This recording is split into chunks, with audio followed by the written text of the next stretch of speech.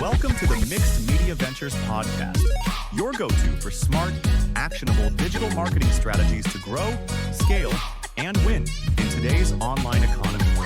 Join us now for our latest episode.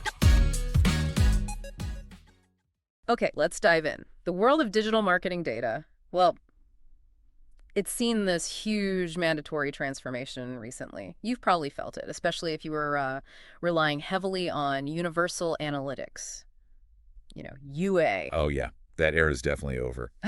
We are fully in the Google Analytics for the GA4 age now. Right. And this isn't just some minor update you can kind of ignore, is it? No, not at all. It's Yeah. really a fundamental shift, and it's driven by some pretty big forces. Yeah. You've got privacy rules like GDPR, CCPA evolving, the whole cookieless tracking future that's coming, well, it's practically here, and also the integration of machine learning right into analytics. It's a big mix. Exactly. So our mission in this deep dive today is really to cut through some of that complexity. We want to give you a clear picture of GA4's main differences. Yeah, shine a light on the features that are, actually game-changing. Right, and explain how it sort of navigates this tricky privacy situation, especially without cookies.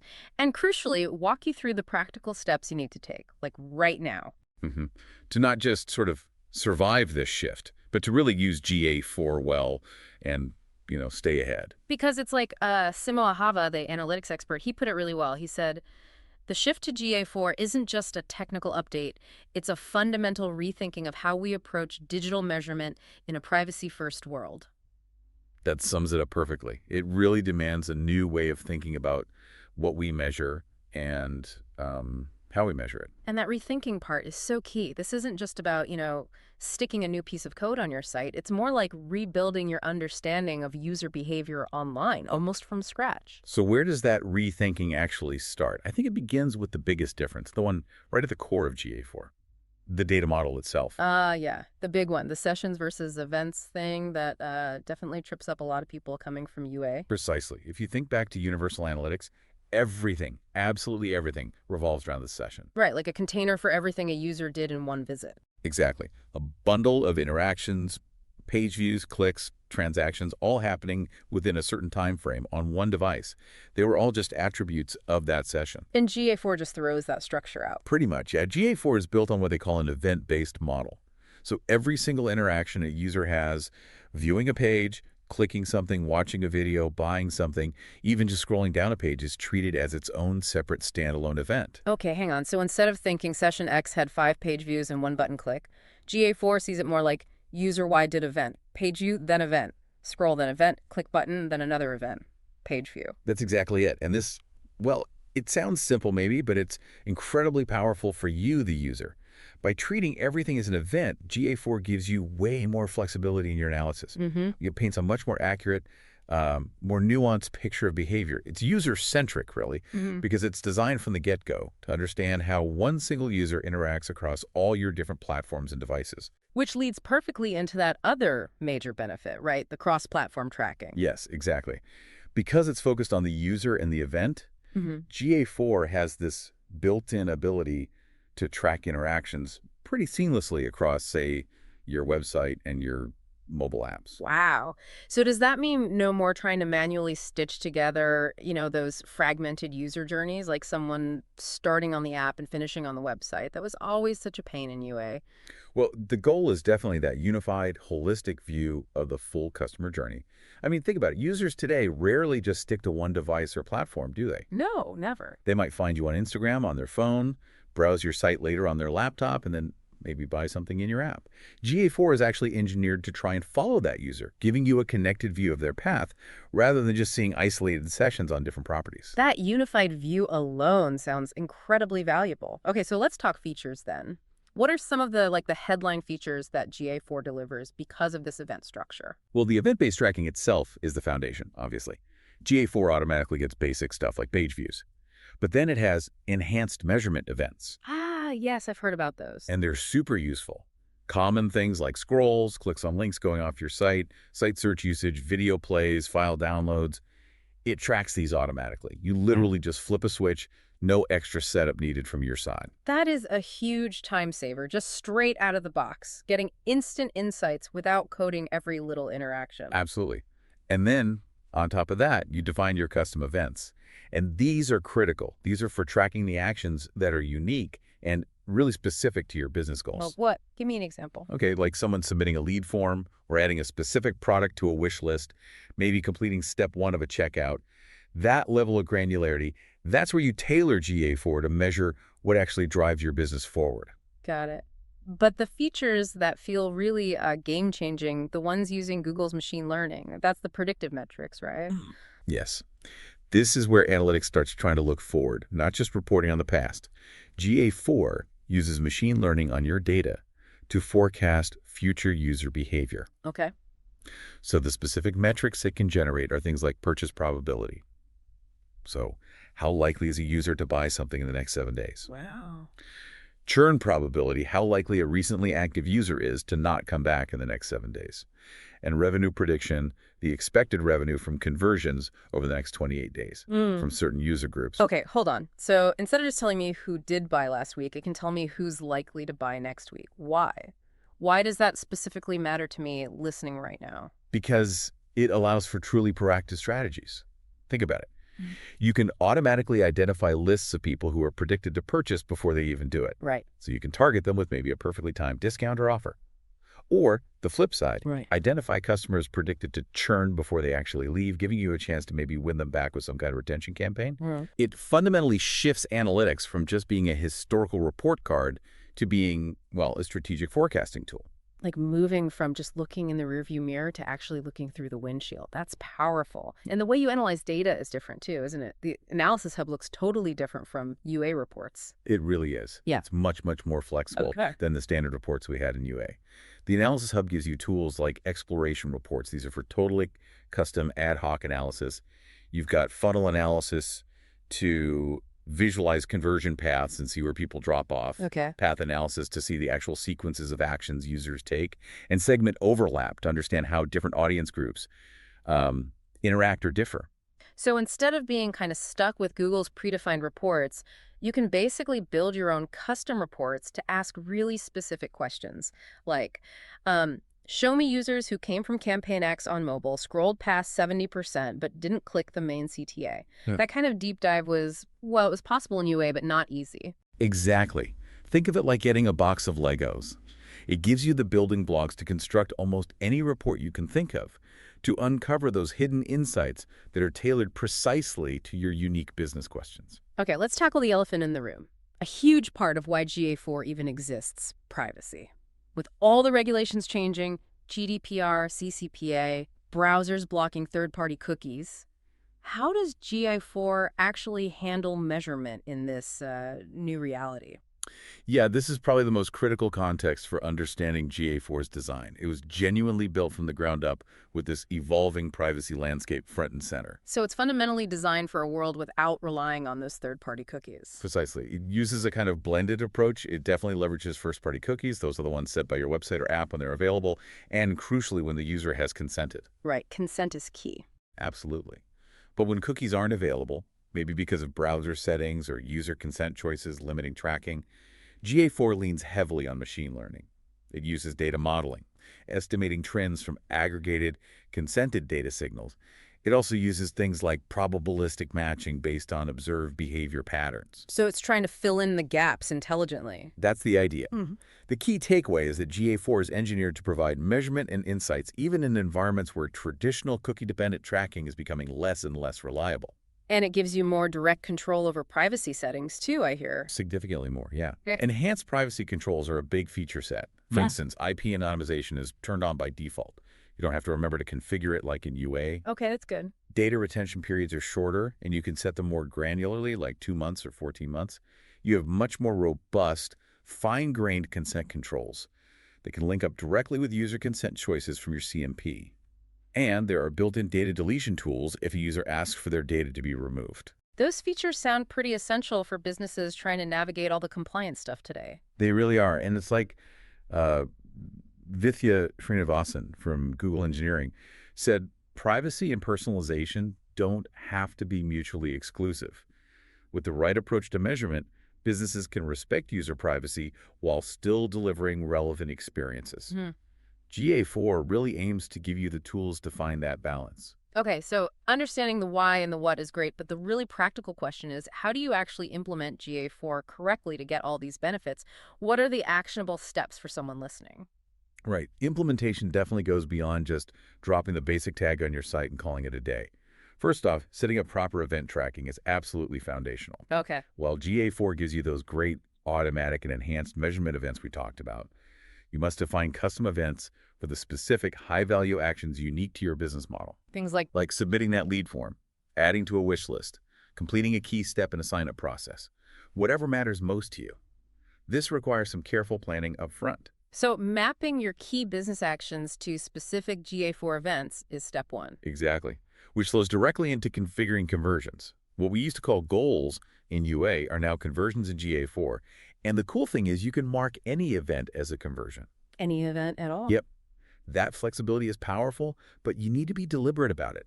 Make sure the events you actually mark as conversions truly align with your ultimate business objectives. Actual sales, qualified leads, important signups, things like that. Right. Measure what actually moves the needle for your business.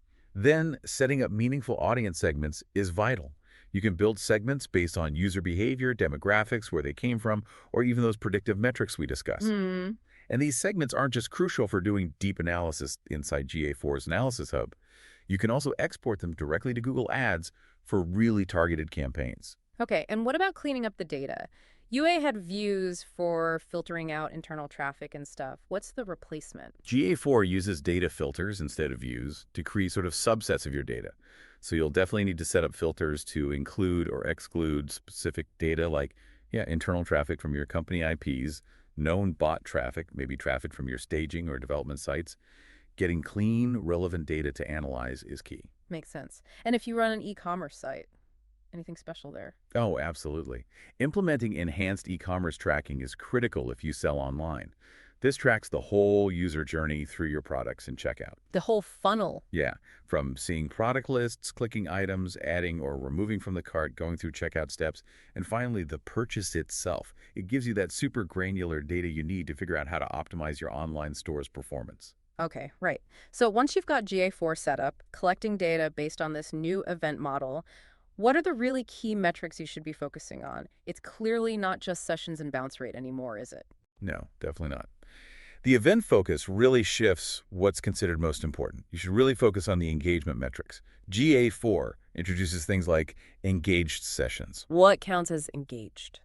Okay, so an engaged session is one that lasts longer than 10 seconds, or has a conversion event, or has at least 2-page screen views. Got it. More than just a quick bounce. Exactly.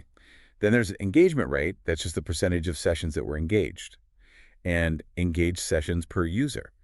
These metrics give you a much richer understanding of how users are actually interacting meaningfully with your site or app. It's way better than the old bounce rate from UA, which just told you if they left quickly. Though GA4 does technically include a modified bounce rate too, as the inverse of engagement rate. So it's less about just how long they stayed and more about the quality of the interaction. Precisely. Now for e-commerce, obviously monetization metrics are still crucial. Total revenue, purchases, average purchase revenue, those are your standard business KPIs. But now they're powered by this more flexible event data. And for understanding loyalty, repeat business. Yeah, for that you want to look at the retention metrics. Things like user retention, tracking how many users come back over time, and lifetime value, which tries to predict the total revenue a user might generate over their entire relationship with you. These are invaluable if you have repeat customers or, say, a subscription model. And just understanding where people are coming from in the first place. Acquisition metrics are still fundamental. Absolutely. You've got new users, user acquisition, which focuses on the first channel that brought a user to you, and traffic acquisition, which looks at the channel for each session or visit. Knowing your traffic sources is still key for deciding where to put your marketing budget right now. Definitely. Okay, let's circle back to those predictive capabilities we touched on earlier. How do you go beyond just seeing those predictive numbers and actually use them strategically? Right. This is where you turn the insights into real action. The first big application is creating predictive audiences based on those machine learning metrics. So think about building audiences like users most likely to purchase in the next 7 days, or users at high risk of churning soon, maybe users likely to have a high lifetime value. And you can push those lists directly into, say, Google Ads. Exactly. You can export these predictive audiences straight to Google Ads for super targeted campaigns. Imagine running a special offer only to the segment most likely to buy anyway, or a specific win-back campaign just for users predicted to leave. It lets you focus your budget with incredible precision. Mm-hmm. You can also analyze these predictive metrics over time within GA4 itself. See how your marketing campaigns or website changes are actually impacting those future behavior predictions. Are your efforts increasing purchase probability? Are they decreasing the churn risk? So you can actually measure if your campaigns are like moving the needle on potential future outcomes, not just reporting on past sales. That's exactly it. And this feeds directly into resource allocation. If your data predicts that users coming from a certain campaign or path end up being high value, you can decide to invest more there. Yeah. Or if a segment shows a really high churn probability after, say, interacting with a certain feature, you know exactly where you might need to focus re-engagement efforts or maybe improve the user experience on that feature. It sounds like a really powerful way to make your marketing budget work smarter, not just harder. Okay, looking even further ahead now, beyond just getting good at GA4 itself, how do we make sure our overall data strategy is, well, future-proof in this landscape that just keeps changing? Yeah, preparation is definitely key here because the privacy landscape will keep evolving. There's no doubt about that. I think investing heavily in your first-party data collection is absolutely critical. Explain that a bit more. What is first-party data? That's the data you collect directly from your users with their clear consent. Think about email addresses from newsletter signups, data from loyalty programs, customer accounts on your site, maybe information users provide through quizzes or preference centers on your own platform. Okay. This data is becoming exponentially more valuable as reliance on third-party cookies keeps diminishing. Because you own that relationship and that data directly, right? Precisely. Another area worth exploring, maybe a bit more technical, is server-side tracking. Server-side. What's that? So instead of having code running in the user's browser send data directly to Google Analytics, you move that data collection process to your own server first. Your server collects the data, then forwards it to GA4. Why do that? It gives you more control over the data, can potentially improve data quality, and crucially, it further reduces dependency on things happening in the browser, like cookie availability. Yeah. And GA4 is built to support this, usually via server-side Google Tag Manager. Kind of moving the data plumbing behind the scenes? Yeah, that's a good way to put it. And also keep an eye on emerging technologies like data clean rooms. Data clean rooms. Sounds sterile. Maybe. But they're basically these secure, privacy-safe environments. They allow multiple parties, like, say, your brand and maybe a big publisher you advertise with, to analyze aggregated user data together, but without ever sharing the raw, individual-level data with each other. So you can see combined trends without compromising individual privacy. That's the concept, yeah. It's a way to get joint insights while keeping everyone's data siloed and protected. Still evolving, but important to watch. Interesting. But maybe most importantly, just commit to staying continuously informed about privacy developments. Regulations, browser policies, user expectations around data privacy, they're constantly shifting. It requires ongoing adaptation of your measurement strategy. You can't just set it and forget it. Constant learning. Okay, so bringing this all together. The mandatory move to GA4, it was definitely a challenge, right? A steep learning curve for a lot of people. But it sounds like it's also a really significant opportunity. It absolutely is. Yeah. In a way, it forced everyone to stop relying on those old UA habits and really fundamentally rethink measurement. But that rethinking, that's the opportunity. It enables you to build a measurement strategy that's actually more robust, inherently more privacy-focused, and ultimately capable of delivering deeper, more actionable insights for today's digital world. So the path forward involves really understanding that core event-based difference, implementing it correctly with thoughtful event and conversion tracking, actively using that predictive power we talked about. Yeah, don't ignore those features. And building that broader data strategy that's ready for the privacy-first future. Exactly. Because at the end of the day, analytics isn't just about collecting heaps of numbers, is it? GA4 gives you the tools, pretty powerful tools, actually to derive truly actionable insights. Insights that can drive real business results in this new environment. But the effective use of those tools, that's the key. Right, deriving actionable insights to drive results. That's the ultimate goal.